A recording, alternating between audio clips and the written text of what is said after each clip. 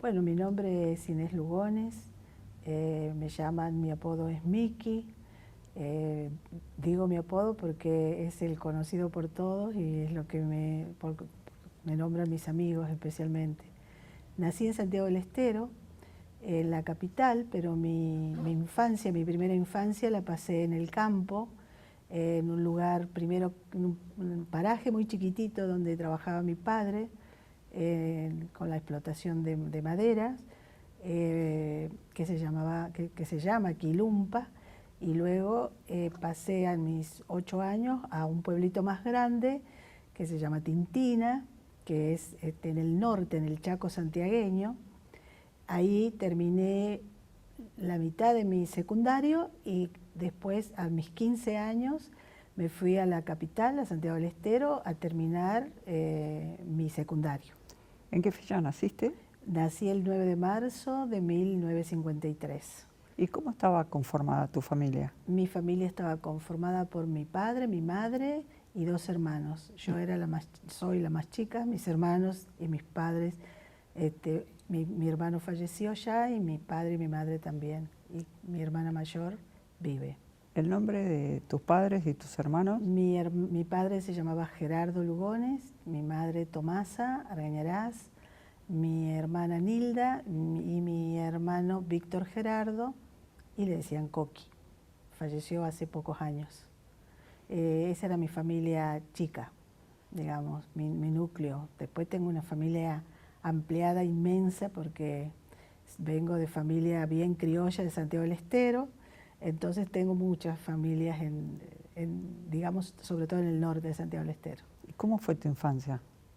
Hermosa fue mi infancia porque en el campo, digamos, esa infancia en contacto con la naturaleza, con los animales, muy en contacto con los animales porque era bien en un paraje, así que yo creo que hay muchas cosas que después me fueron pasando en la vida y que ese contacto primero, de mi primera infancia con el campo, con la naturaleza y los animales, fue como mi matriz para ser resiliente en algunos puntos y en las cosas que después uno vive en la adultez. Yo creo que un niño que crece en el campo y en contacto con la naturaleza tiene muchas chances de ser un adulto con posibilidades de enfrentar la vida con, digamos, desde lo más positivo, ¿no? Al margen de lo que va formándose después en el transcurso de la vida. ¿Y a qué se dedicaba tu mamá? Mi madre era primero ama de casa y después mis padres tenían un negocio en el campo de ramos generales, como se usaba en ese entonces, así que trabajaba con mi padre ahí en ese negocio. Mi padre comenzó como empleado en una firma en un obraje, en un establecimiento forestal, y bueno, después siguió siendo administrador y después con el tiempo también arrendó. Y bueno, se dedicaba y tenía además ese almacén de ramos generales y la explotación forestal. Después también se dedicaba a la ganadería, que pudo comprar un campo de él propio. Entonces ahí sembraba y se dedicaba también a la explotación ganadera. ¿Ellos tenían algún acercamiento o algún interés por la política? Mi padre ha sido un militante muy comprometido con el radicalismo. Vengo de familia casi mayoritariamente que provienen del radicalismo. Mi padre era una persona muy sensible y muy comprometida con lo social. Creo que de ahí heredé yo mi inquietud también por la política, por la militancia. Sí, era muy de esa época del radicalismo en donde los militantes y los dirigentes solventaban las campañas políticas con su propio peculio, ¿no? Con su propio capital. Y mi padre era uno de ellos, en toda mi infancia y mi juventud. ¿Y tu madre también? Mi madre no, lo apoyaba, muy divididas las tareas en la familia, pero mi madre, digamos, lo apoyaba, y también mis tíos, hermanos de ella, también eran, digamos, radicales todos. Vengo de toda la familia con raíz radical. Y en esos años serían los 50, el radicalismo era... Era de los 50 y las primeras décadas, digamos, de los 60, ¿no? Es más, ahora que me acuerdo, que lo puedo decir, mi abuelo materno fue un dirigente que me imagino de la década del 30, del 40, porque mi madre tenía 14 años cuando a él lo matan. Lo asesinan en una unidad, no sé, no puedo decir que sea básica, pero por cuestiones políticas, que no recuerdo, tendría que hacer memoria cuál era en esa época en Santiago del Estero los partidos políticos, pero debe haber sido radical uno de ellos. No sé en qué partido, no sé las ideas de mi abuelo materno, pero sí que fue muerto por causas políticas. Y en la época de tu padre, digamos, en los 50, ¿el radicalismo era uno solo? No. No, ya estaba. ¿Y él estaba, digamos? Él estaba con el sector que podríamos decir en Santiago del Estero, con el que después fue gobernador, con Zavalía. Zavalía fue, digamos, Balbín, Zavalía, ese sector. Estamos hablando de los años 50, ¿no? 50, 60. 50, 60, sí. De ese sector, digamos, militaba. Te tengo que decir que tampoco tengo mucha conciencia porque yo era muy chica, poco entendía las divisiones internas del radicalismo en esa época, pero sé que adscribía, digamos, a la línea de Zavalía en la provincia.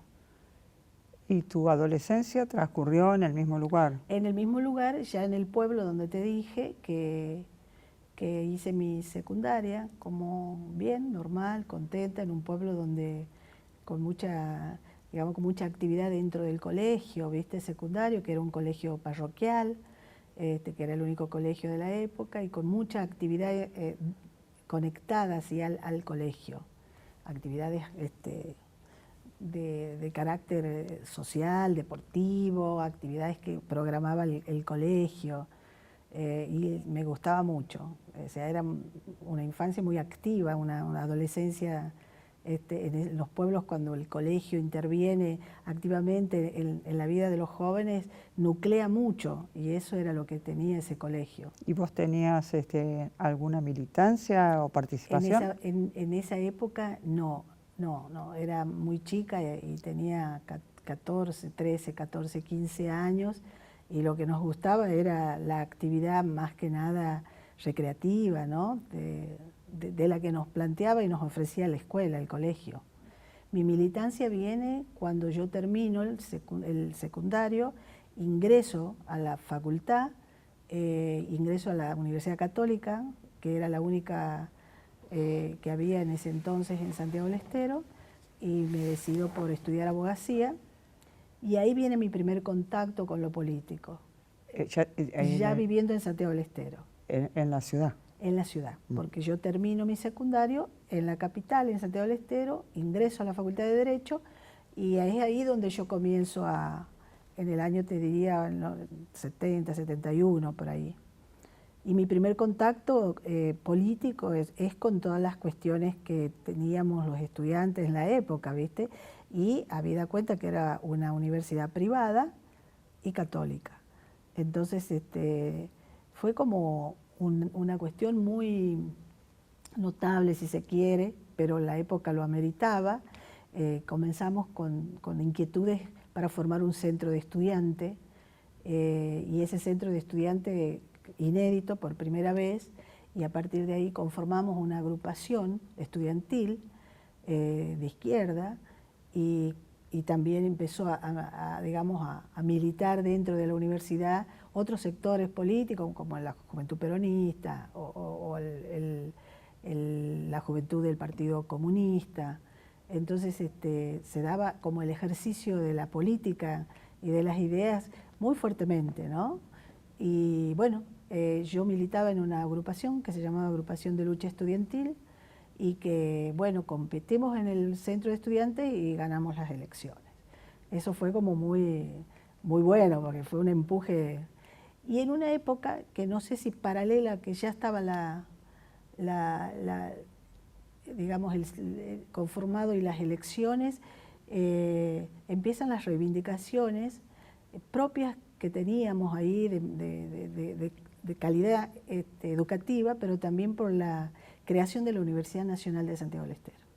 Y esa fue una lucha que nosotros comenzamos desde ese entonces y nos llevaron a acciones como toma de la facultad, de la Facultad de Derecho de la Universidad Católica, siempre a veces en consonancia con cuestiones internas de la propia facultad, ¿no? Bueno, se hizo una toma muy emblemática en Santiago del Estero con la aclaración de que las facultades de la Universidad Católica funcionaban en colegios secundarios religiosos. Entonces era como muy conmocionante para Santiago del Estero ese tipo de acciones. Ahí fuimos un grupo grande en la primera toma de la facultad, que no era la de Derecho, sino la de Ciencias Económicas, que estaba en un colegio religioso. Ahí fuimos presos como 200 estudiantes. Ahí estuvimos, fue como mi primer debut, te podría decir,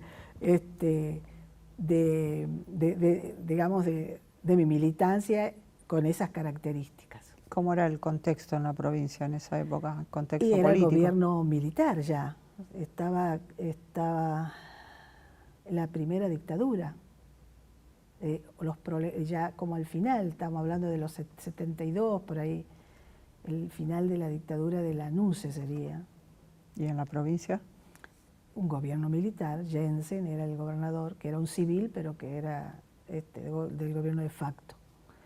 Santiago del Estero no se escapaba de las características de la época y todo lo que iba pasando, en más o en menos, en el resto de la República, en el tema de lo político, iba sucediendo con las características propias de Santiago, ¿no es cierto? Y bueno, nosotros como estudiantes universitarios tuvimos un fuerte activismo en la universidad. Y una consigna era la Universidad Nacional, que era el norte de nuestras luchas estudiantiles. Más allá de que sucediera alguna cuestión que tuviera que ver con reivindicaciones sociales de otros sectores, también nosotros como agrupación estudiantil nos adheríamos, participábamos, íbamos a marchas, todo lo que en la época de los 70 se militaba, ¿no es cierto?, digamos, adhesiones a algún sindicato que tuviera alguna problemática.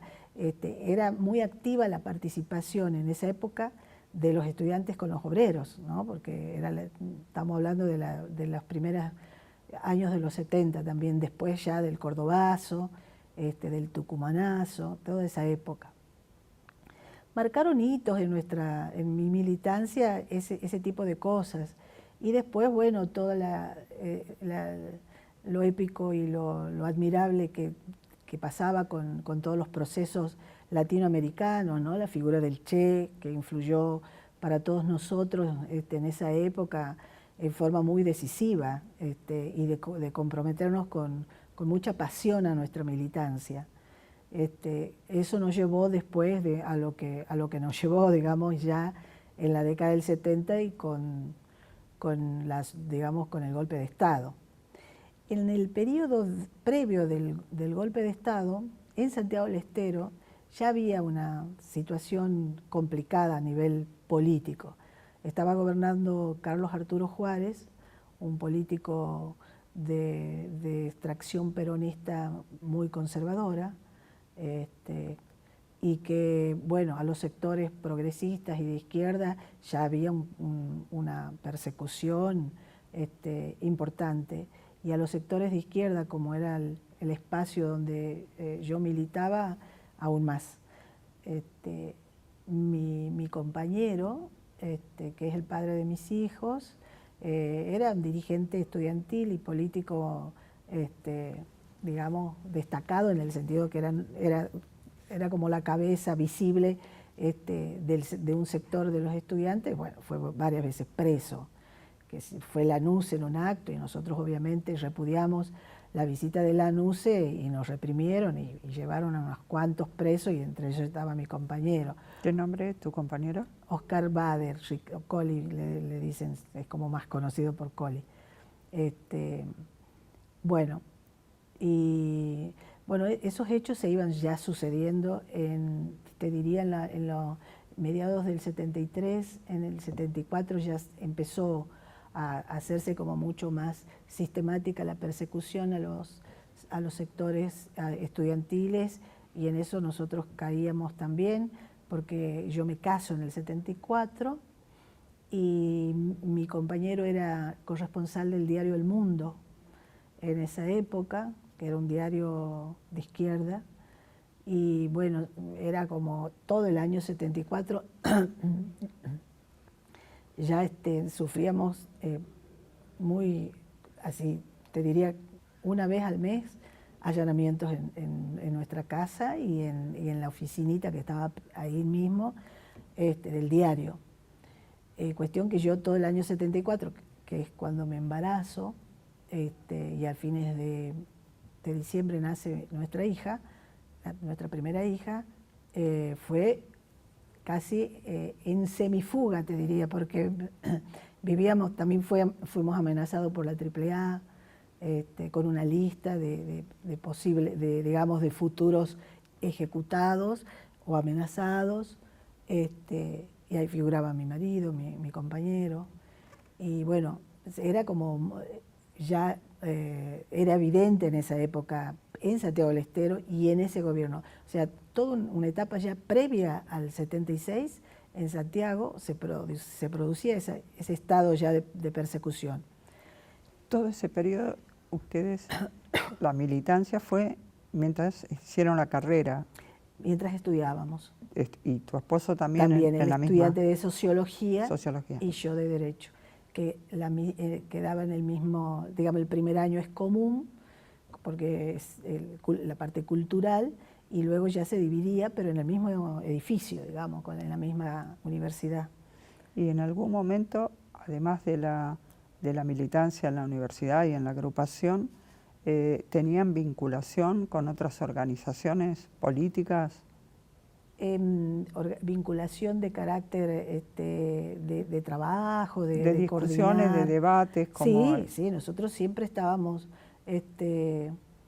por fuera de la universidad. Por fuera de la universidad. ¿Con quiénes? Sí. ¿Con qué organizaciones? Mi organización estaba ligada, digamos, al Partido Revolucionario de los Trabajadores.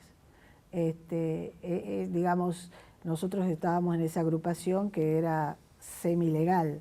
Semilegal digo porque no tenía personería jurídica ni era nada, sino era lo que se llamaba trabajo de superficie o trabajo de masa, ¿verdad? Pero estaba ligada digamos, ¿Formaba parte? Claro, formaba parte, era como si fuera a nivel de la universidad, el MOR, o el MUR, no me acuerdo, Movimiento de Orientación Reformista, era la agrupación universitaria del Partido Comunista. Había ese tipo de organizaciones estudiantiles, o la misma Juventud Peronista, era, digamos, a nivel universitario, era la Juventud Peronista o si se quiere, en algún punto, la organización de Montoneros estaba ligada a ellos en algunos integrantes. Bueno, esa era la ligazón, si a eso te refieres. Sí. ¿Y qué recepción tenían con los obreros cuando ustedes iban y apoyaban o una huelga, una acción de los obreros que vos mencionaste? ¿Qué recepción tenían por parte de los obreros, los grupos estudiantiles, los grupos de izquierda? Y en general en esa época era buena recepción, era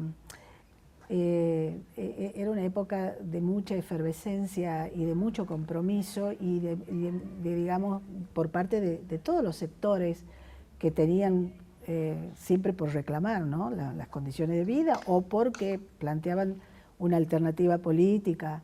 en general era siempre buena,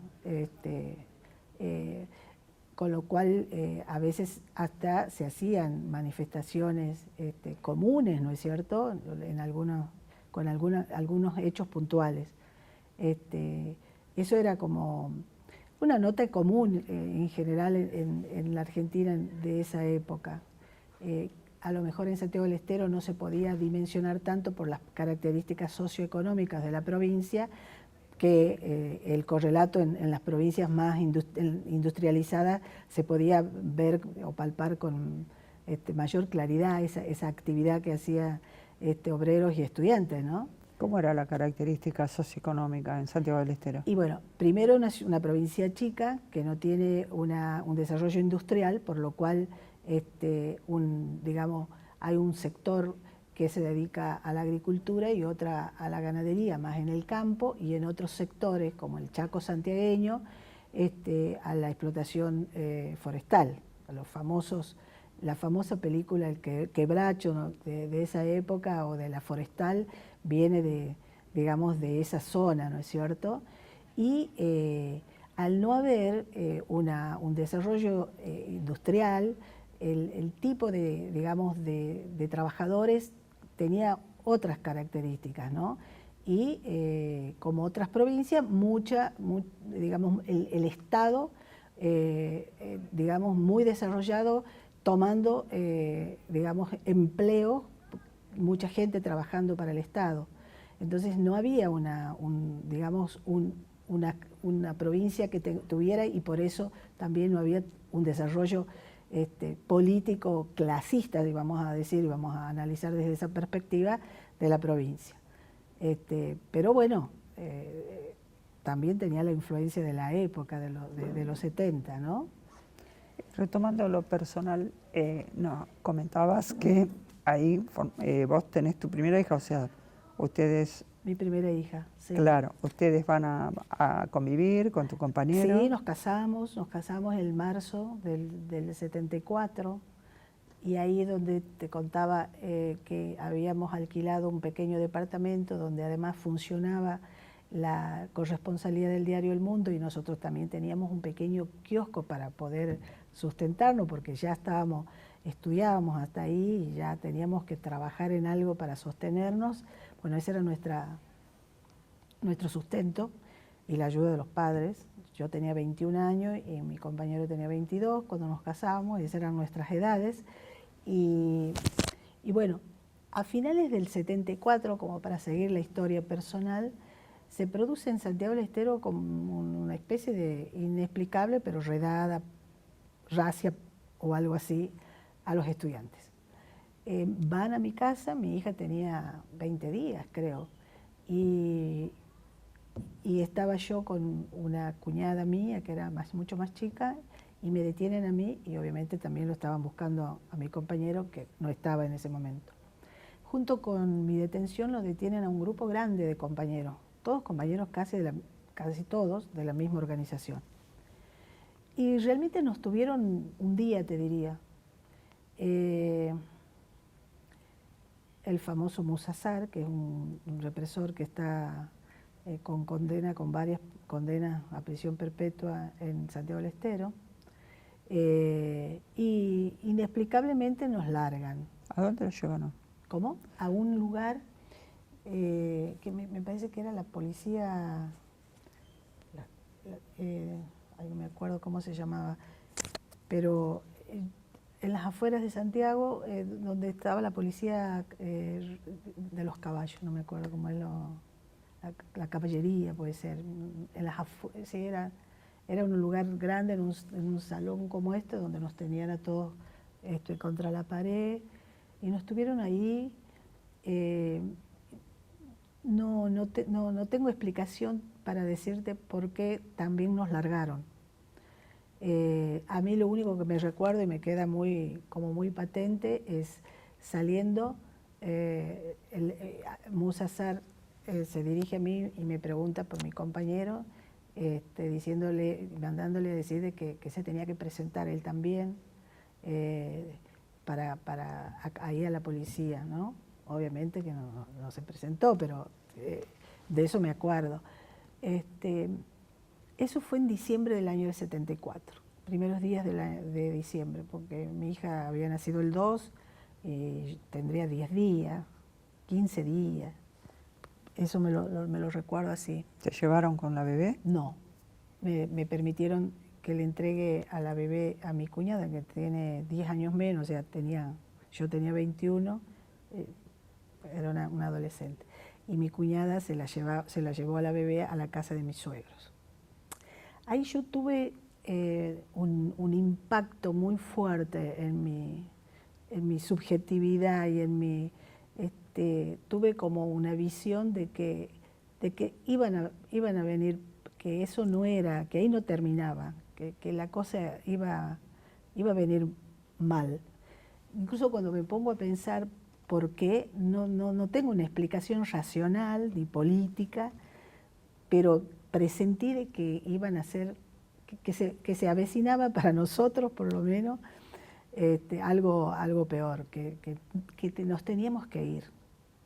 Y ahí se generó una discusión con mi compañero, porque mi compañero, que era, de alguna manera no quería irse y quería seguir militando o en algún lugar en Santiago del Estero, y en Santiago del Estero era como imposible decir que nos podíamos esconder, porque primero es un lugar chico, segundo, él era una persona muy conocida, un referente dentro del movimiento estudiantil, además de haber sido periodista, o es periodista, entonces era conocido.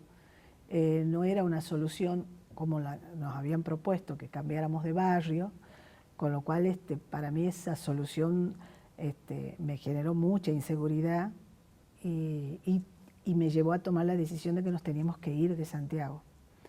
No sabía dónde ni cómo, y como yo como madre con el puerperio tuve como una sensación de un peligro mayor inminente, evidentemente, cuando, digamos, me separé de mi niñita, de mi bebé, tuve un desgarro muy, muy fuerte. Entonces, eso creo que me llevó a pensar de que me tenía que ir. Yo tenía esa certeza. Cuestión que nos vamos al pueblo de mis padres, a Tintina. Acordate que yo te dije que vivía en el campo.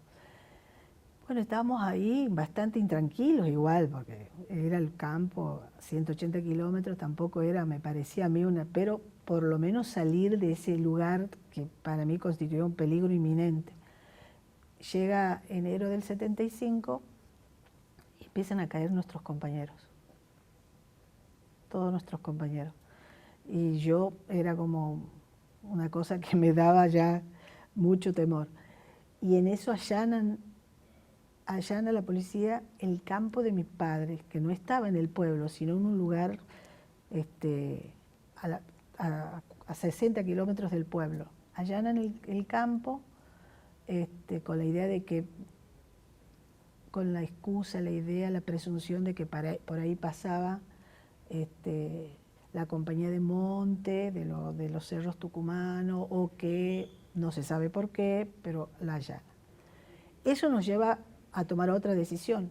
Como parte de la familia de mi compañero vivía en Tucumán y en estado de desesperación, porque después nos hubiéramos hecho pensando lo que sucedió en Tucumán, pero ya estábamos desconectados de nuestros compañeros, ya habían caído presos ellos. Estoy hablando de los comienzos del 75, ya estaba instalado el operativo Independencia de Tucumán.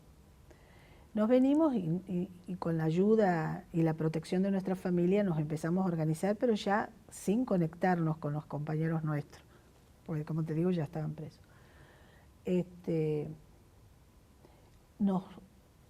Por decirte, mayo del 75, si no me acuerdo mal, alquilamos una casita, empieza a trabajar mi marido en una casa de electrónica que es amigos de la familia, que lograron conectarnos. Al trabajo llega un amigo de la infancia de él, pero de su primera infancia, que trabajaba en la radio policial. Viste que antes había un sector donde se daban los radiogramas. Y él recibe y ve que nos buscaban, que ya teníamos la captura recomendada. Y él va, le dice a mi compañero y desaparece. Desaparece de ahí, no es que desapareció, sino que es un acto de muchísima riesgo para él, ¿no? Bueno, eso nos llevó a tomar la decisión de que nos teníamos que ir, obviamente, de alguna manera. Y con la ayuda de nuestra familia nos fuimos a Santa Fe. Y en Santa Fe empezamos a meditar y a medituar dónde podríamos ir, dónde dónde podríamos estar más seguros o menos en riesgo. En ese tiempo que estábamos ahí con la familia, con una familia de Santa Fe, yo lavo mi pantalón con el documento adentro y se me destruye mi documento. Así que quedé sin documento y sin posibilidades de poder renovarlo. Bueno, entre las posibilidades que había para poder irnos y en la manera, porque no avisorábamos ahí en ese momento todavía la posibilidad de ir a una embajada. La idea era irnos del país, de alguna manera salir del país.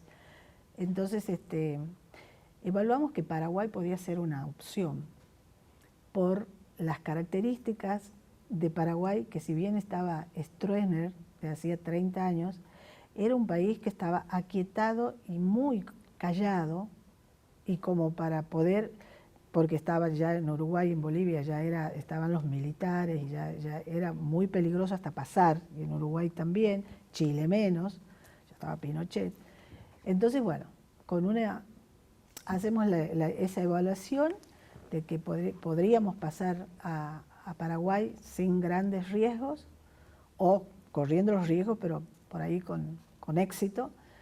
Y bueno, así emprendimos nosotros la ida a Paraguay con la bebé, que tenía 6 meses, mi suegra en compañía y mi cuñado, ese era el marido de mi cuñada, y nosotros 3, y yo con el documento de mi hermana, que hicimos ahí una cosa. ¿Te acordás la fecha que fueron para...? Sí, me acuerdo la fecha porque era cumpleaños de mi cuñado, el que nos iba acompañando. El 28 de junio del 75. Pudimos cruzar, en balsa se cruzaba en esa época, y mi suegra pasó con la nena, con la bebé, por si se dieran cuenta de mi DNI o por cualquier cosa. Pasó primero ella, pasó mi cuñado, después pasamos nosotros. Bueno, así pudimos pasar. Increíble y con una alegría increíble, porque después ya nos sentíamos seguros allá, seguros relativos, pero nosotros nos sentíamos mejor. Bueno, estuvieron ellos unos días para acompañarnos hasta que fuimos a una pensión, nos empezamos a ubicar. Al poco tiempo mi compañero consiguió trabajo en una agencia de publicidad, legal, así, y yo al año o 2 años, ahí nomás nosotros al poco tiempo de estar, quedo embarazada de mi segunda hija y bueno, nace mi hija ahí en el 76, en mayo del 76. Mañana cumpleaños mi hija. ¿Vos seguías con el documento de tu hermana? Sí, seguía con mi documento, pero no lo usaba yo. La verdad que, aclaro, digamos, ahí yo empiezo a usar mi nombre y yo no me acuerdo si tenía una cédula o algo, no me acuerdo, la verdad te digo, no me acuerdo, pero mi hija fue anotada con mi nombre real y todo. No recuerdo, creo que usaba una cédula de la Policía Federal o una cédula de la provincia, esas cosas increíbles que suelen pasar en los países nuestros y que hizo que además también pudieran trabajar con mi nombre verdadero. Conseguí un trabajo tiempo después que nació mi hija, mi segunda hija. ¿Cómo se llama tu hija? Romy con Y, no Romina, sino Romy. Nació el 8 de mayo del 76. Mañana cumpleaños. Bueno, ahí trabajamos y en estado de silencio absoluto, te quiero decir, ninguna cuestión que tenga que ver con la posibilidad de que nos visualicen. O sea que no teníamos ninguna actividad más que política, me refiero, ¿no? Más que vivir, trabajar y estar ahí quietitos. ¿Y ningún contacto con la organización? No, ya no, porque ya estaba como diezmada la organización. Te estoy hablando del 75, en el 76, ahí nomás fue el peor año de la organización, ¿ya? Donde muere Santucho en julio. Bueno, digo eso como referente de los hechos que sucedieron, pero creo que fue el peor año en el 76, muy, muy golpeado.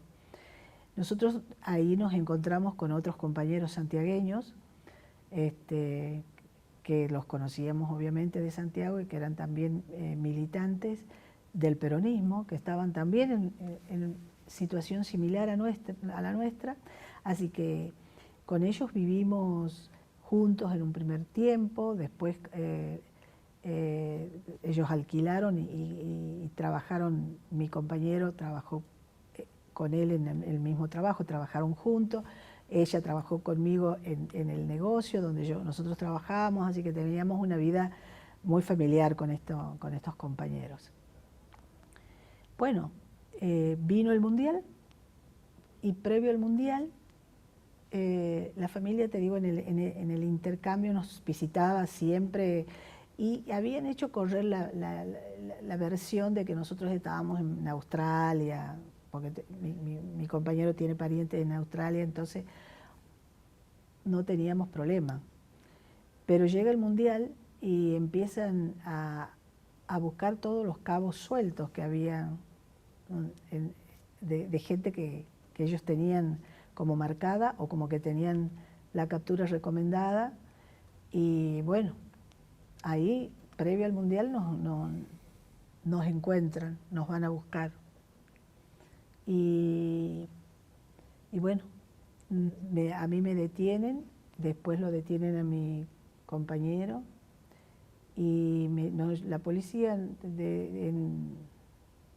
en Asunción nos tuvo una noche, creo, muy poquito tiempo, sin ningún tipo de pregunta, solo nos dijeron que ellos tenían que pasarnos a la Argentina.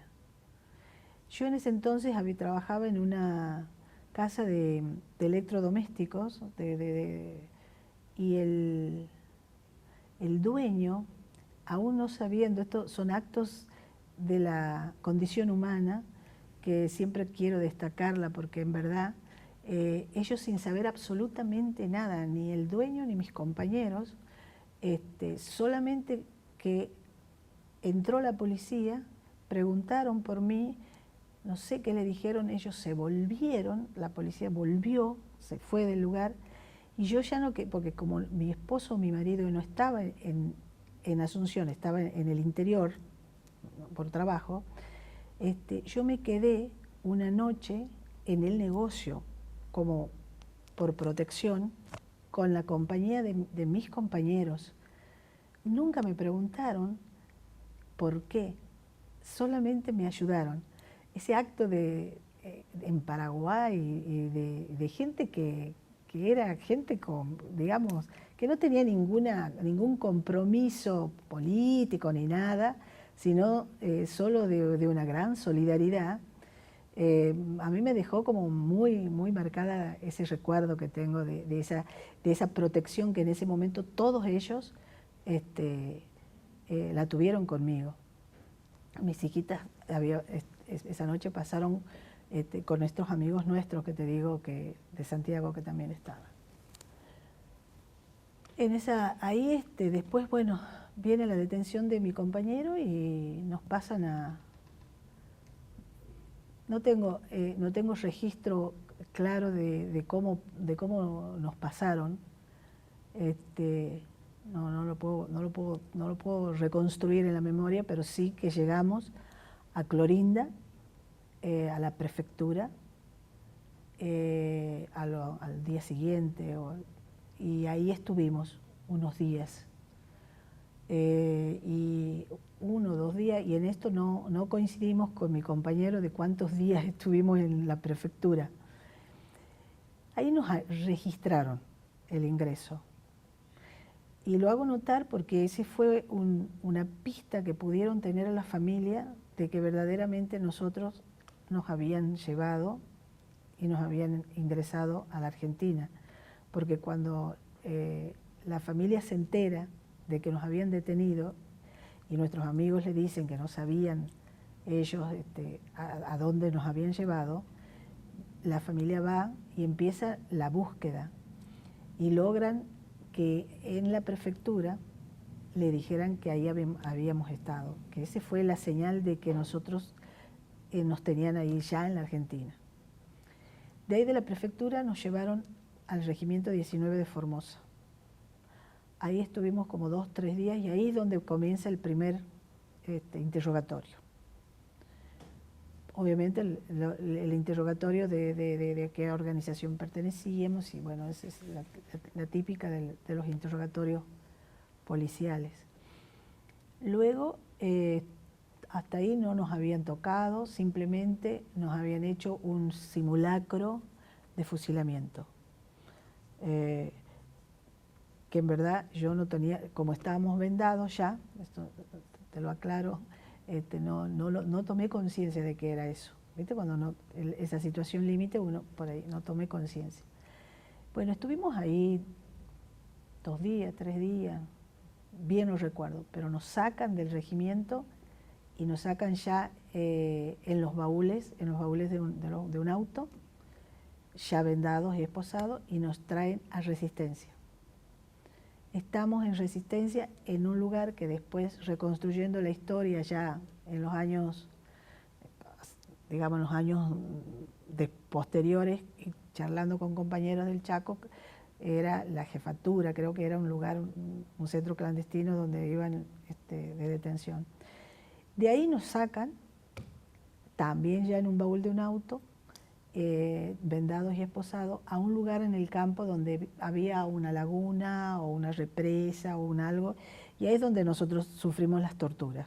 Ahí ya estábamos en manos de, me parece a mí, del ejército o de inteligencia del ejército, y ahí nos tienen como 2 o 3 días, y ahí sufrimos, ahí nos torturaron y nos interrogaban y tenían mucho más datos de nosotros, nos preguntaban de gente, todos de Santiago del Estero, ¿no? Siempre nuestra militancia, y preguntas en referencia a qué habíamos hecho en Paraguay. Qué actividad política teníamos. Después, no relato generalmente la tortura en detalle porque me parece que no lo considero necesario o no lo quiero hacer, pero porque bueno, ya sabemos todo tipo de torturas que han hecho ellos, porque por lo menos yo como abogada escuché muchísimos testimonios en los juicios de las formas en que ellos se ensañaban, así que de esas también he sido yo víctima. Y después, varios días después, nos sacaron de ahí y nos llevaron. Santiago del Estero, tengo la idea de que nos pedían para que nos lleven, y ellos, no sé cuál ha sido la evaluación, nuestros captores, nuestros secuestradores, de llevarnos a Buenos Aires. Nos llevan en un avión, y ahí en el avión me acuerdo cosas que me hablaba mi torturador, nos decían cosas, no me acuerdo la cara, pero me acuerdo que me decía que nosotros, que en realidad él no tenía nada personal con nosotros, sino que era que él tenía la gran misión de luchar contra el marxismo, como para que nosotros pudiéramos, y que nosotros éramos esos elementos, y que por eso nos tenía que aniquilar, eliminar, apresar y hacer lo que teníamos que hacer, o lo que tenían que hacer.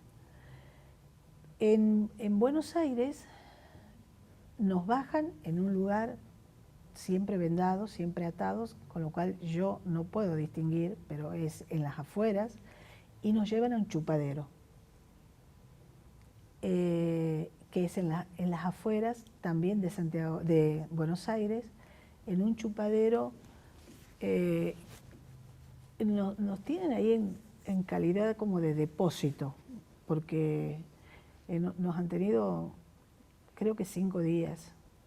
Obviamente con preguntas, con verdugueadas, viendo un montón de gente ahí, atada, maniatada.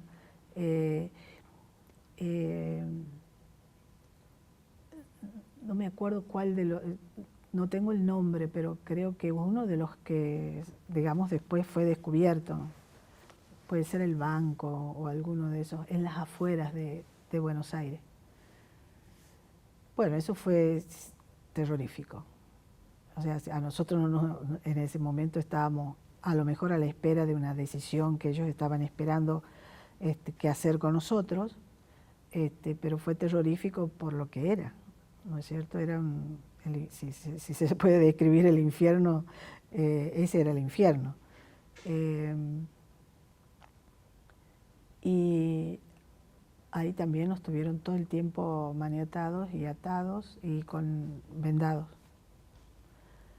Después, un día nos sacaron y en un vehículo, en la caja de un vehículo, nos empiezan a llevar, y en un momento dado del tránsito, como yo Buenos Aires casi no lo conocía, no te puedo decir ni siquiera por dónde fuimos, nos sacan la venda y nos bajan a lo que después supe era la subcomisaría de Villa Insuperable, en una zona de Buenos Aires, que años anteriores había sido un CCD, un centro, un chupadero.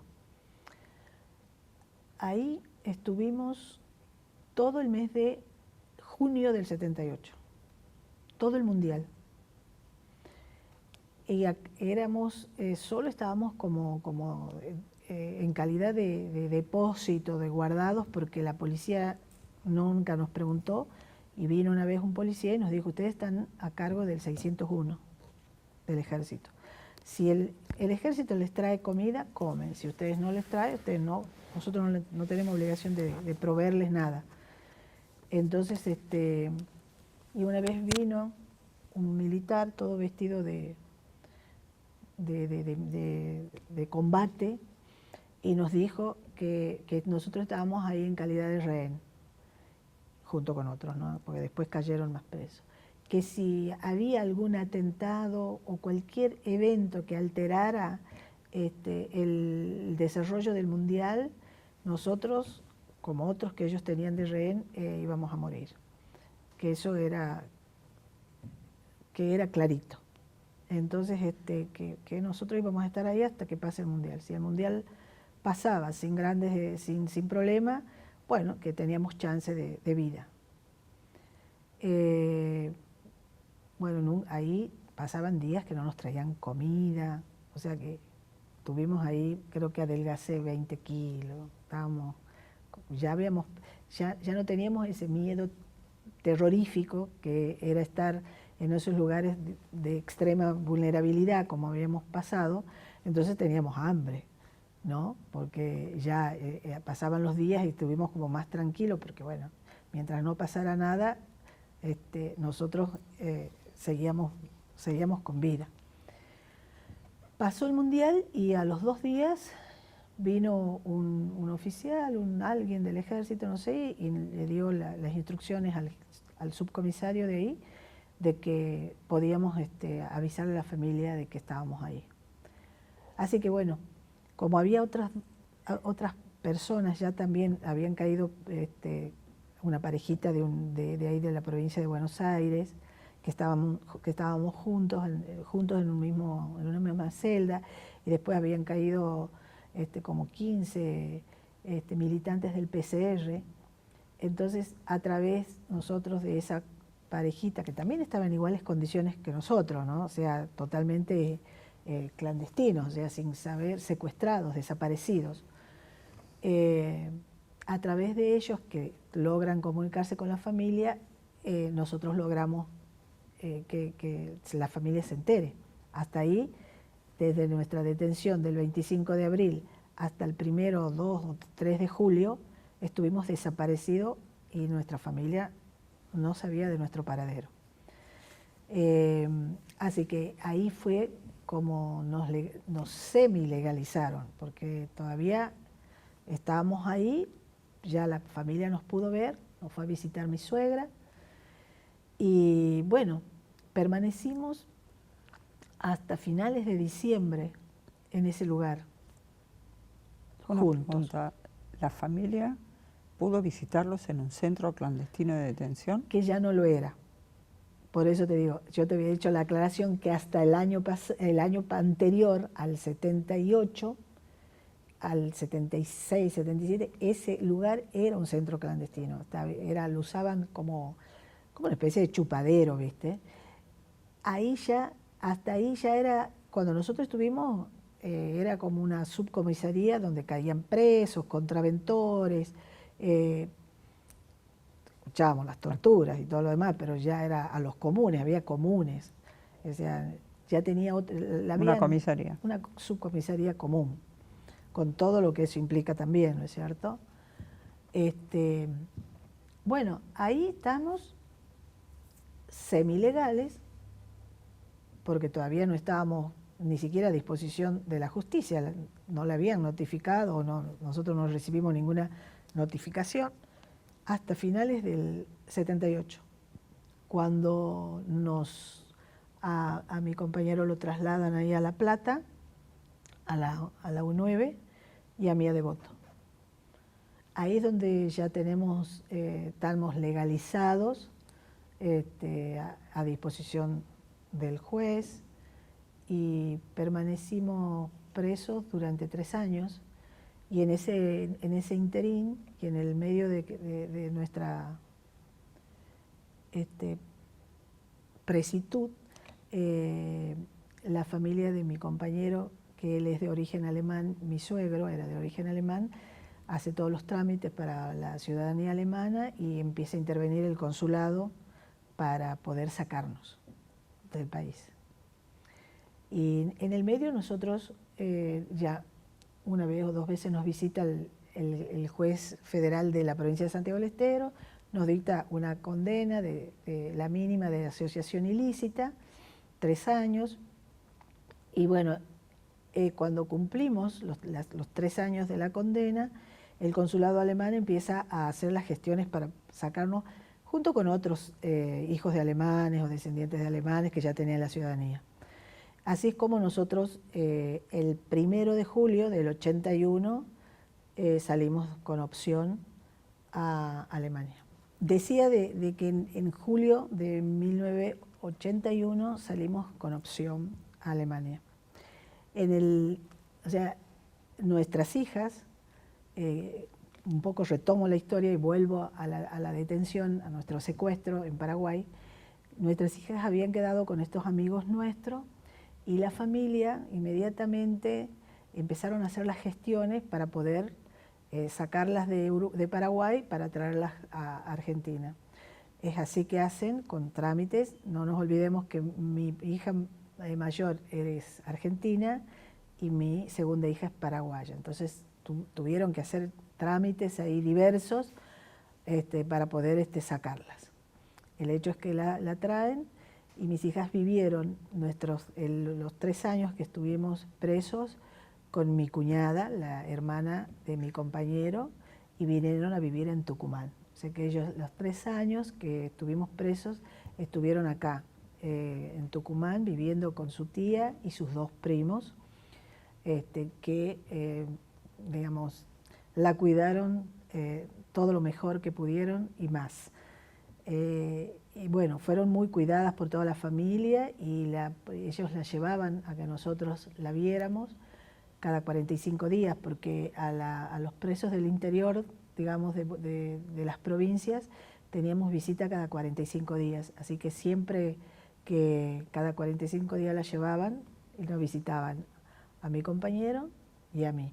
Y la llevaban a veces mi suegra o a veces mi cuñada con los chicos.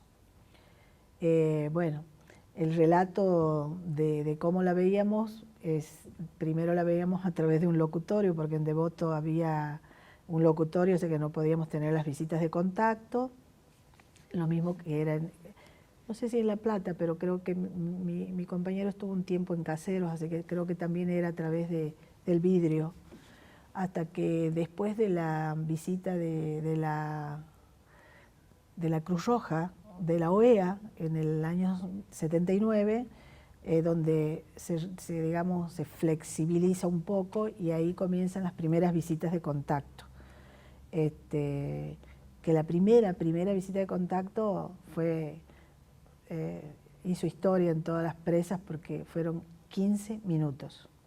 O sea, mis hijas viajaron de Tucumán a Buenos Aires para tener una visita de 15 minutos en el patio de Devoto.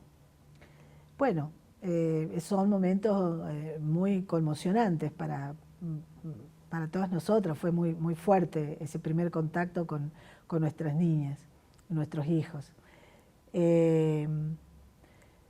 Bueno, cuando se sale la opción para salir a Alemania, nos preparamos para salir los 4, por suerte. Digamos, nos dieron a los 2. Digo por suerte porque en algunos casos salía uno u otro de los compañeros que estuvieran presos, no siempre salían el matrimonio con su familia completa.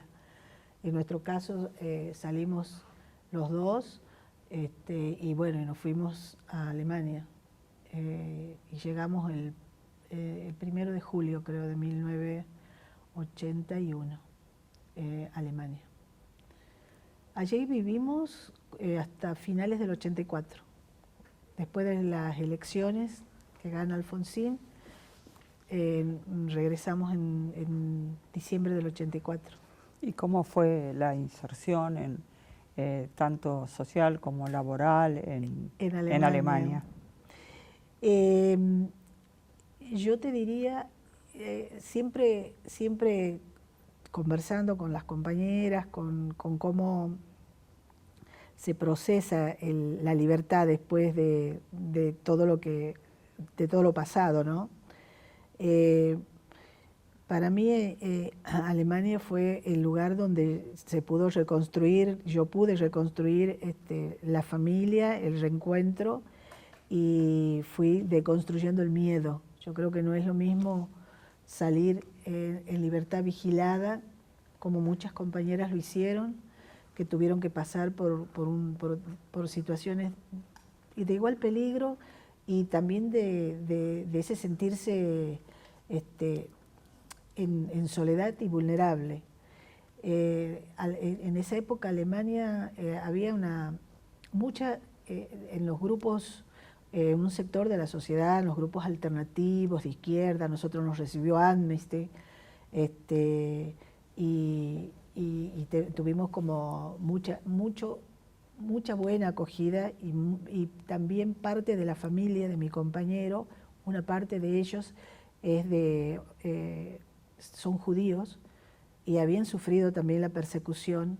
Entonces esa familia entendía muchísimo lo que nos había pasado y fue la que nos recibió, en la que nos cobijó y la que uno de ellos había tenido que venir refugiado a Brasil, entonces también hablaba castellano porque pasó un tiempo en Bolivia, los hijos habían nacido no sé si en Bolivia o en Brasil, así que él hablaba castellano y nos ayudó muchísimo en el primer tiempo, porque nosotros salimos, yo no hablaba nada. Entonces el proceso de adaptación fue acompañado por gente muy afectuosa y muy solidaria, y al poquito tiempo que llegamos nosotros, a los 15 días, te diría, o 20 días, ya se contactó un compañero nuestro que vivía en Frankfurt, porque nosotros fuimos a vivir a Frankfurt, argentino exiliado, y otra compañera, porque bueno, el movimiento del exilio en Europa y en Alemania estaban siempre apoyándonos y muy atentos a la gente que llegaba, ¿no?, a los distintos países. Entonces siempre digamos, te daban como la bienvenida y era una ayuda mutua entre todos los sectores, no solo los argentinos, sino los chilenos. En Frankfurt especialmente había una comunidad de exiliados chilenos muy grande, con mucha gente. Ellos tenían una organización ya muy aceitada, te diría, porque tenían centros de ayuda, psicólogos, de todo tipo bueno, que facilitaba la vida y la inserción y la adaptación también de los niños, ¿no?, porque muchos llegábamos con niños. Con las dificultades también propias de estar en un país con un idioma absolutamente nada familiar, pero también conocimos gente con mucha ayuda. Entonces, obviamente que yo lo pienso desde acá, lo pienso como recuperando mucho, y quizás lo que me dificultó no me lo acuerdo, porque fueron más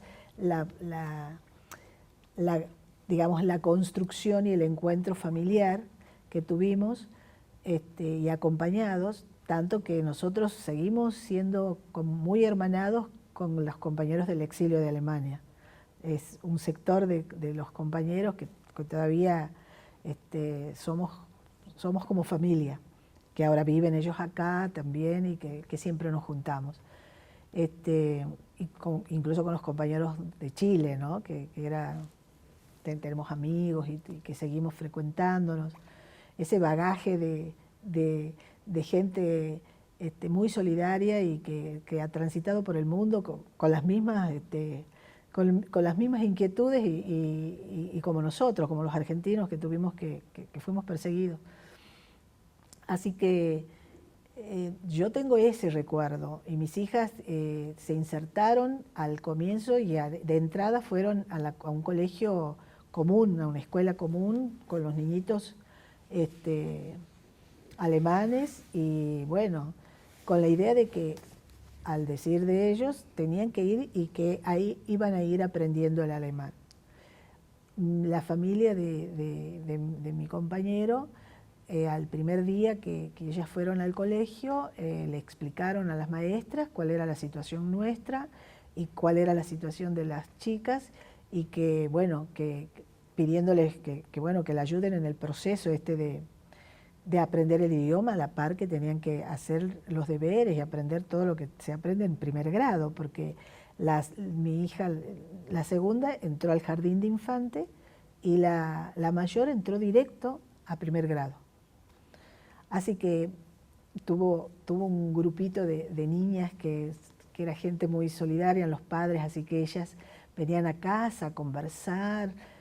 A los 6 meses las chicas hablaban, sobre todo la mayor hablaba muy, muy bien y se hacía entender el alemán sin problema. Y la segunda, más callada, estuvo haciendo el jardín. Y yo me preocupaba mucho por ella, porque ella se ponía en un rinconcito y no se comunicaba con nadie. Estaba en una máquina de escribir, de esas viejas que estaban de juguete, y no se comunicaban, no obstante que los niños la buscaban para jugar. Y yo, la verdad, que me preocupaba mucho. No nos olvidemos que ella tenía 2 años cuando nos separaron, y a mi cuñada le decía mami, y a mí me decía mamá.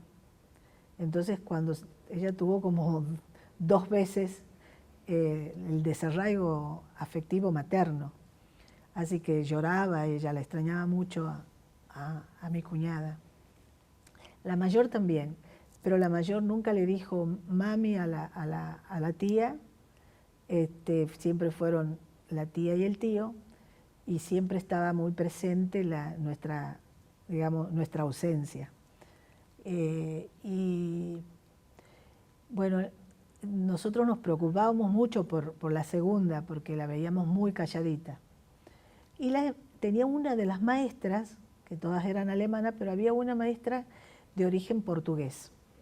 Así que con ella, porque nosotros no hablábamos el alemán, nos podíamos comunicar en el medio, en un idioma portuñol de alguna manera, y le preguntábamos de si, si no la invitaban, si no la integraban, porque la veíamos solita. Entonces ella nos dijo que sí, que los chiquitos la invitaban a jugar y que ella se quedaba ahí quietita, bueno, pero que no nos preocupáramos, que está bien tratada. Cuestión que bueno, Romy al año siguiente entra a primer grado y ahí todo jardín no hablaba. Ella aparentemente no hablaba ni el castellano ni el alemán, estaba ahí. Y entra a primer grado y empieza la escuela con una maestra excelente, también era de origen portugués también, porque Frau de Silveira era el apellido, nada que ver con el idioma alemán. Y ahí ella empieza a hablar fluidamente el alemán. Era como que había acumulado escucha y sin problemas, sin problemas. La escuela en algún punto fue buena. Frankfurt tiene una característica que es una ciudad muy cosmopolita. El 32% en aquella época, no sé cómo es ahora, eran extranjeros. Entonces había como digamos, un intercambio de otras ciudades, de otros ciudadanos, de niños de distintos países. Entonces quizás eso facilitaba mucho, ¿no? la integración. Mis hijas se acuerdan muy bien de Alemania.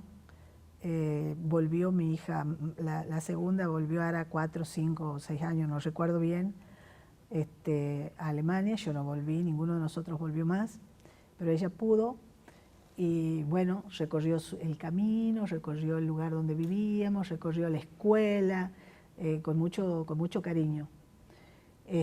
Bueno, eso fue nuestra vida en Alemania, con las dificultades también propias de un país como Alemania, ¿no? De ser una familia numerosa, porque 3 hijos es tener una familia numerosa. Pero bueno, en general te diría que ha sido para nosotros una experiencia buena de integración de familia, de recuperación nuestra y de que en el 82 nació nuestro tercer hijo. Así en agosto del 82 nació Emiliano. Así que tengo un hijo argentino, una hija paraguaya y un hijo alemán. Con todas las características, sí. Quería preguntarte en qué momento vos te recibís, terminás la carrera de abogada. Claro. Yo estudiaba Derecho y obviamente que todo lo que acabo de narrar interrumpió mis estudios. Nosotros en el 84, cuando regresamos, decidimos venir a Tucumán porque por la situación familiar lo más posible era encontrar un trabajo acá.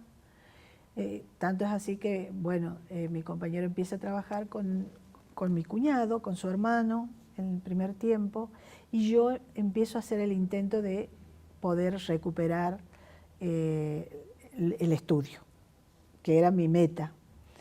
Bueno, con las dificultades propias de Tucumán, a mí me costó mucho la adaptación, la vuelta, y de Tucumán.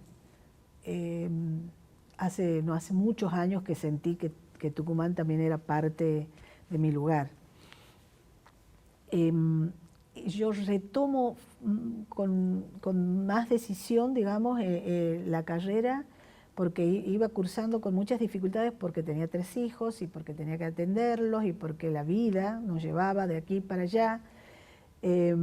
Retomo la carrera más o menos en el 91, 92, ya decididamente a terminarla. Y la termino en el 95, con mis hijos casi adolescentes ya.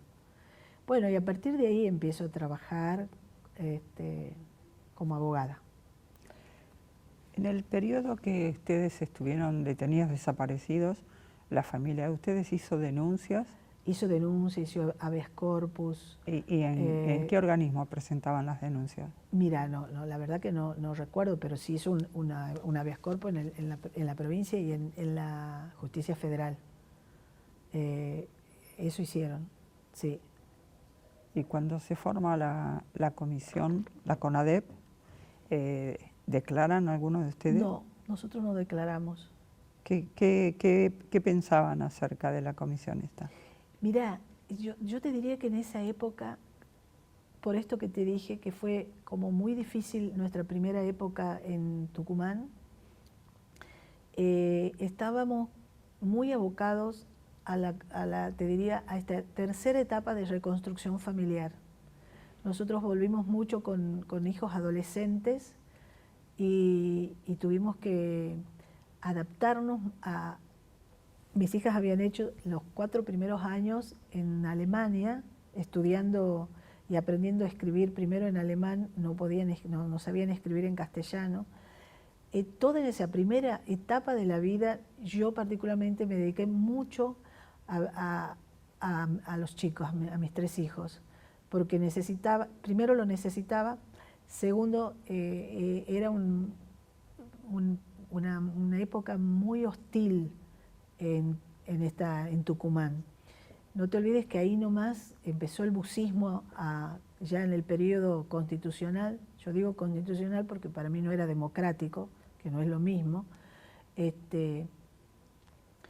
a posicionarse de una manera en la sociedad tucumana que había que andar, digamos, con mucho cuidado, no porque, digamos, tuviera miedo yo a que algo pasara a nivel de que nos pudieran meter preso, sino que era la adaptación social. Había como un recrudecimiento de ese estado social que provoca un gobierno o un dirigente de las características de Bussi.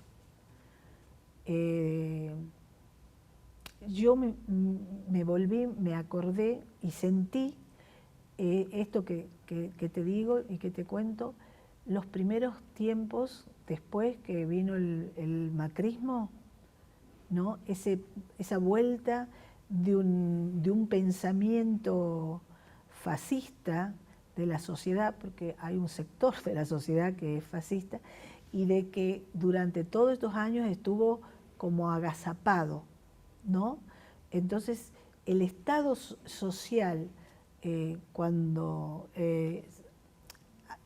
se siente ese decir de que por algo estuvieron, de que tiene que venir un gobierno, que tienen que volver los militares porque son los únicos que van a poner fin a la inseguridad, que van a venir. Esto en la década del 90 era un estado general que yo sentí la necesidad de resguardarme y resguardar a mi grupo familiar, porque también teníamos que darle a ellos una forma de relacionarse en el medio social, ¿no? Que pudieran tener respuesta para cada cosa. Ya decirte que mis hijas iban a una escuela pública y le tenían que decirle a la maestra que ellas no tenían religión y no tenían que no debían, porque nosotros no practicábamos ninguna religión, era un acto de mirada que a una niña, a un niño incide. Así que fueron años de yo dedicarme mucho a eso porque sentía esa necesidad. Igual tenía contactos con mis compañeros, con mis grupos de origen en Santiago. Todo esto te estoy diciendo en la época de los 90, porque nosotros vinimos en el 85 prácticamente, y parte del 85 al 90 estuvimos en esa construcción de la familia muy dedicada y también mi compañero trabajando como periodista, también viéndoselas con lo que es un periodista comprometido con sus ideas, tampoco le era fácil. Y en esa construcción familiar, ¿Ustedes pudieron dialogar con sus hijas, contarle la historia de ustedes? Sí, siempre. Siempre desde el principio, porque la familia siempre les contó la verdad, en el sentido de que, bueno, la mamá y el papá están presos, y a nuestro hijo más chico que nació en el exilio también. Lo que pasa que situaciones de los detalles de nuestro secuestro, como la tortura, nunca consideré que fuera necesario más que decir que por las que pasaron, y yo le iba contando a medida que iba pasando el tiempo. Tampoco la senté a mis hijas o a mis hijos a contarle, sino a medida que se daba o a medida que preguntaban o a medida que yo podía contarle, porque uno va con el correr de los años. Primero hay cosas que se bloquea la memoria por una cuestión de preservación, y segundo porque después, por preservar a los hijos, hay cosas que uno en ese momento considera o evalúa que no es mi momento. Y bueno, pasando, digamos, los años, ellas saben, los tres, absolutamente todo. Y bueno, mis hijas, cada uno con sus características, y desde sus lugares y sus opiniones, son personas comprometidas y sensibles con ellos, con su entorno también. Cada uno son frutos, digamos, de su historia, ¿no? De la historia de los padres y de la época en que los padres vivieron. ¿Continuaron los tres sus estudios acá? Mi hija mayor estudió acá en la Facultad de Arte, es licenciada en Juegos Teatrales, y ahora vive en Uruguay, hace muchos años que vive en Uruguay, y después se dedicó mucho a todo el tema es profesora de yoga, a esa área, de eso ella vive, pero también hace teatro. Muchos años hizo teatro callejero, teatro, siempre conectada con esa parte sensible de la sociedad. Es poeta también mi hija mayor, publicó un libro, bueno, trabaja mucho, digamos, es un artista, desde ese lugar, desde la cultura, siempre está muy activa. Y mi segunda hija es profesora de filosofía y bueno, en estos tiempos muy comprometida con el feminismo, muy comprometida con esa parte, y bueno, vive en Cafayate. Y mi hijo más chico vive acá, es músico y trabaja por otro lado. Todos son buena gente, buenas personas, con todos los avatares que pueden sufrir los hijos de los hijos que vienen de nuestra época. Hiciste mención de la década del 90, no sé si en ese momento ya habías empezado a ejercer tu profesión. Sí, en el 95 empecé a ejercer mi profesión. Empecé primero, el primer trabajo que tuve como docente fue a través de una compañera de estudio y de su tía, que era directora de un colegio, de un instituto terciario. Entró a dar clases hasta hace el 1 de abril de este año que me jubilé como docente. Y paralelamente a eso trabajaba en el estudio. Puse un estudio jurídico. El primer año trabajé con una abogada que trabaja en derechos humanos, un año. Después ya me puse mi propio estudio, primero en sociedad con una colega, amiga, y en el medio que iba haciendo mi trabajo, ya promediando y terminando la década del 90, se empieza a visorar el tema de los juicios cuando asume Néstor Kirchner. En el medio yo estoy trabajando, 4 años trabajé en el Estado, ahora me acuerdo, trabajé en la Comisión Nacional de Regulación del Transporte en esa época del gobierno de la Rúa y el Chacho Álvarez. Ahí conseguí trabajo, que me vino muy bien, porque digamos el trabajo, los inicios de la profesión de abogada es largo, porque bueno, no es un trabajo que enseguida uno ve la posibilidad de ganar dinero. Así que al inicio uno trata por ahí de tener algún trabajo que le permita que sea como una ayuda. Y después, estando y trabajando ahí en la Comisión del Transporte, en la CNRT, viene la intervención de Santiago del Estero, lo sacan a Juárez, ahí nosotros participábamos ya de las marchas, porque Juárez empieza a deteriorarse el gobierno de Juárez porque se producen 2 asesinatos de 2 chicas que marcó, que fue muy, no sé si te acuerdas, que no me acuerdo el nombre de la chica, Leila, no me acuerdo, pero eran 2 chicas, primero la asesinan a una y después aparece la otra, y estaba involucrado Musa Azar, y que Musa Azar, después de la caída de los militares, Musa Azar trabajó jefe de los servicios de inteligencia de Juárez. Cuando viene el golpe militar del 76, Musa Azar sigue como, digamos como adentro de la organización de los servicios de inteligencia. Por eso es que él es responsable casi desde el 74 y de antes también, hasta todo el 76, 77, de todas las detenciones ilegales, de los secuestros, de todo lo que digamos, de la represión en Santiago del Estero. Ay, cómo me perdí. Estábamos en que a partir del año 2003, del 2003 y la derogación de las leyes. De la derogación de las leyes de punto final con el gobierno de Néstor Kirchner. Pero yo antes, cuando interviene en la provincia de Santiago del Estero, por esa razón, ahí estaba explicando por qué cae Juárez, e interviene en la provincia, interviene en toda la provincia, los 3 poderes, surge la posibilidad o la oferta de ir a trabajar en Santiago del Estero, dentro del Poder Judicial, con la intervención, que estaba Lanusse, Pablo Lanusse había sido interventor en esa época. Entonces me renuncio a la CNRT y me voy a trabajar en Termas de Río Hondo, en la Defensoría de Pobres, Menores y Ausentes. Ahí trabajo durante el tiempo que dura la intervención y ya empiezo después a trabajar cuando se derogan las leyes de punto final y obediencia debida, comienza a trabajar lo que hoy es la Asociación por la Memoria, la Verdad y la Justicia, que es un organismo de derechos humanos que nuclea expresos políticos y familiares de detenidos desaparecidos.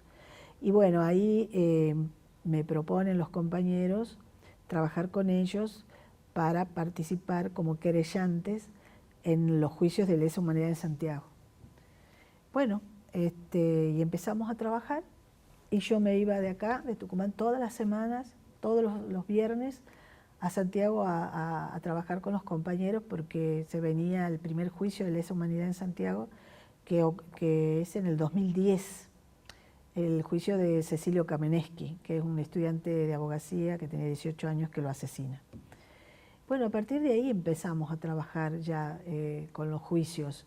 Este organismo, que te digo que es la asociación, tiene personalidad jurídica y decide también constituirse como querellante en los juicios de Tucumán de aquellos santiagueños que fueron secuestrados y traídos acá a Tucumán y desaparecidos acá, o que los vieron o estuvieron en distintos centros clandestinos de detención, como es en el Arsenales o en la Escuelita, y varios de ellos aparecieron identificados en el Pozo de Vargas.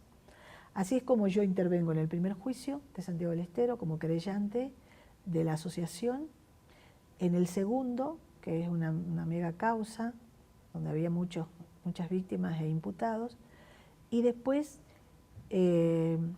comienzo acá como querellante particular en el juicio de Arsenales, que es el centro, la primera mega causa grande que hay.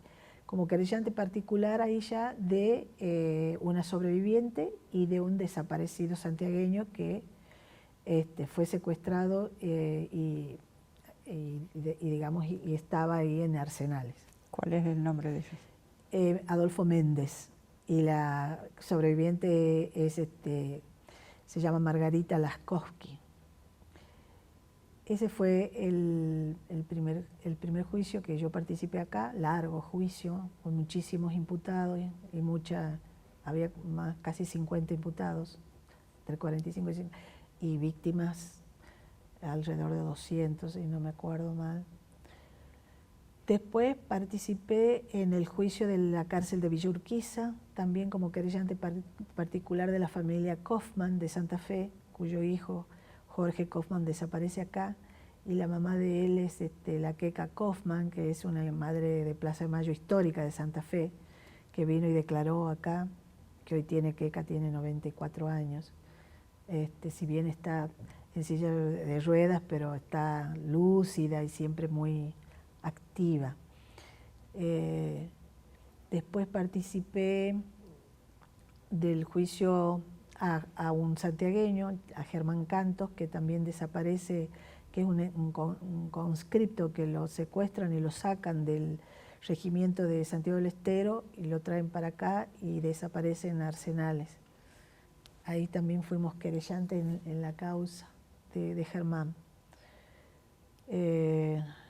Y en el último del Operativo Independencia también participamos como asociación por 3 desaparecidos, Juan Carlos Chaparro, Teodoro Loto de Termas y Daniel Cantos, primo hermano de Germán Cantos, que fue asesinado. Bueno, en eso estábamos trabajando hasta ahí más o menos mi presente, digamos. ¿Tu compañero? Mi compañero trabajó mucho en el periodismo, él vive en el campo ahora, vive en la montaña,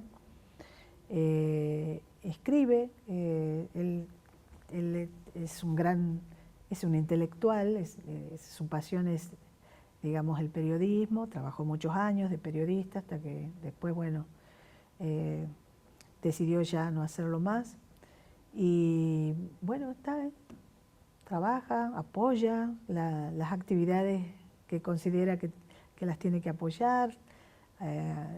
Todo el tema de los juicios siempre ha sido digamos, un centro de actividad de los organismos y de todos los expresos políticos acá en Tucumán. Así que más o menos ese sería el presente hasta acá. Ahora, como perspectiva, es como que quiero seguir trabajando, pero de atrás, ya no participar de los juicios, sino en el último tuvimos la posibilidad de formar un grupo de 3 abogados de la asociación, de compañeros bien jóvenes, que la verdad que fue una gran experiencia trabajar con ellos, así que la idea es de que ellos estén en los juicios y yo pueda apoyarlos desde otro lugar. Pero bueno, viste, esto de que las generaciones y los jóvenes se hagan cargo de la historia, un poco eso. Pero bueno, por ahí va mi presente. ¿Querés agregar algo más? No se me ocurre otra cosa, nada más que espero que siempre pienso que los testimonios de una época de la historia que fue de alguna manera muy controversial.